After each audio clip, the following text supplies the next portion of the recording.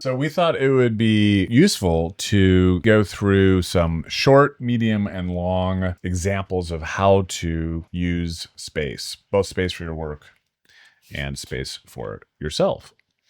So we're going to go through 3 short, 3 medium, 3 long for both products. How's that sound? Yeah, Okay, let's great. start.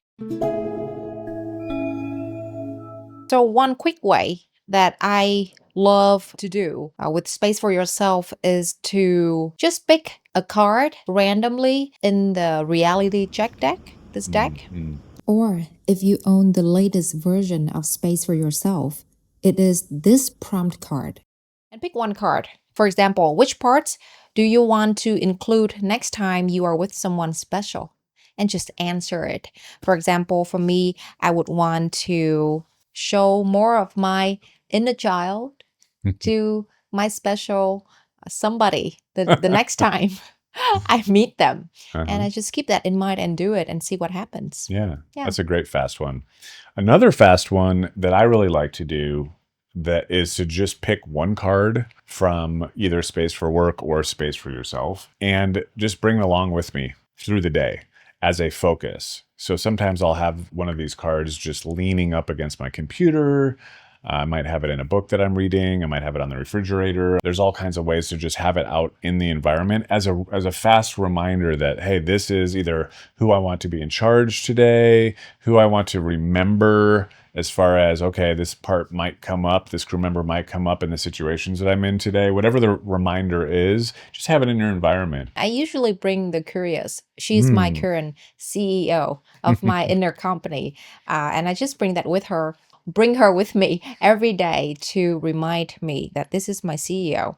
And the third way is to just go through the inner voice cards and check to see who shows up in you right now, like a quick check-in. So for example, for me is the intellect, because I'm at work now and she's always show up when I'm at work. Let's see, I think for me right now, it might be the patient. Nice. Yeah. So should we talk a little bit about medium? I like to go through a work situation that came up for me recently that maybe was a bit tough or a little challenging or a little stressful, and just close my eyes and kind of go through what happened. And oftentimes the way I pick what happened is I'll go through the situation cards. Let's just say I've just randomly grabbed. I know what just happened for you. What is Everything it? wants your time. Oh, everything wants my time. That's a good one. You're right. So everything wants your time. That's even better. And so I'll pick that card, put it down, go through a situation that happened recently where everything wanted my time, and play it out fully. What was I thinking? What was I doing? How was I feeling in that moment? Who else was involved? Just visualize it.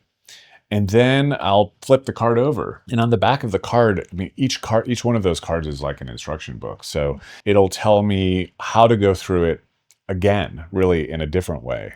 So what it'll tell me is, how about maybe invite some of these crew members or inner board members, depending on your vocabulary, to that conversation. So I'll pull those cards out, lay them out in front of me, and then it'll have step by step how to go through that moment slowly. And I'll just follow that instruction, and in my mind's eye, play it out to see how it is different. How does it feel different? How, what might I say that's different? What might I do that's different?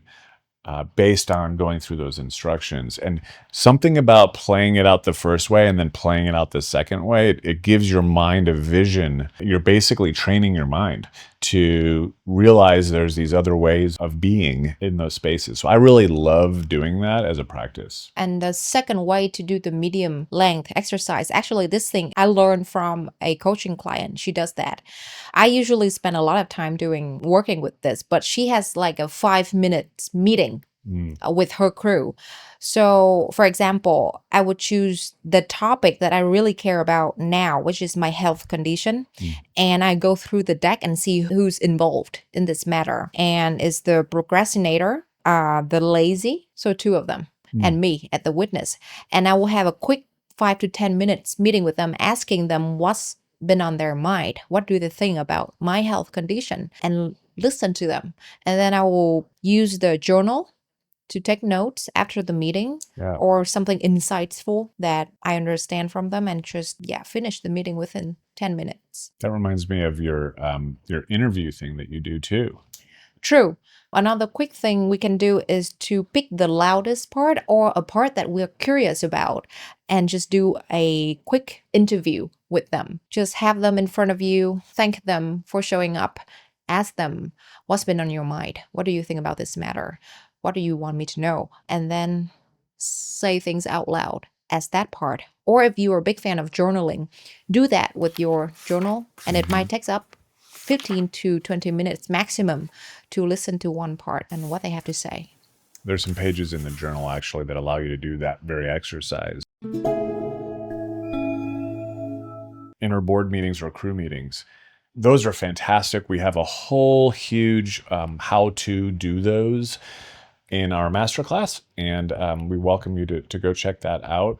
But ultimately, what you're doing is you're picking some pretty meaty topics that are going on in your life, whether that's your personal life, your work life, relationship life, family life, sex life, whatever it is for you. Then you're bringing in, you're inviting different crew members or different parts of yourself to that conversation and facilitating that. One of the core skills you're going to learn in this particular course is how to make sure that you are in the headspace for this with liquid cooling.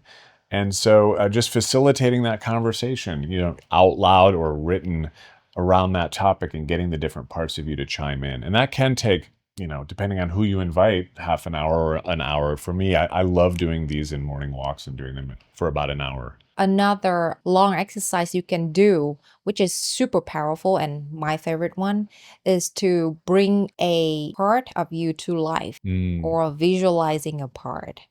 So I have two strong dark parts, which is my darkness and my jealous part.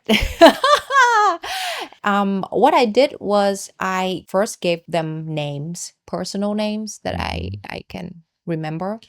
Secondly, visualize them and work with different tools like drawings and even ChatGPT to give them a visual that I have in my mind, like how they look like when I talk to them. And then I visualize them. We have the whole section of our masterclass about this powerful exercise. And this is like a one-time investment. You do it one time and that character stays with you and you keep working with that part and see them changes too. I love that example. Also, we in this book that comes with Space for Yourself, there are many, many exercises to do with other people. Again, you don't need to have this, but for those of you who have it, check out chapters 4, 5, 6, 7, I think, in the book. Those are all sitting down with people who you feel comfortable with to have conversations like this. And you're feeling like that's a safe space for you to have a conversation where you can be like, hey, look, these are some of the parts of me that I'm working on. Again, you can follow the book here on this step by step on how to have those conversations. So we hope that these little tips on time, ways of dealing with space and time are helpful for you.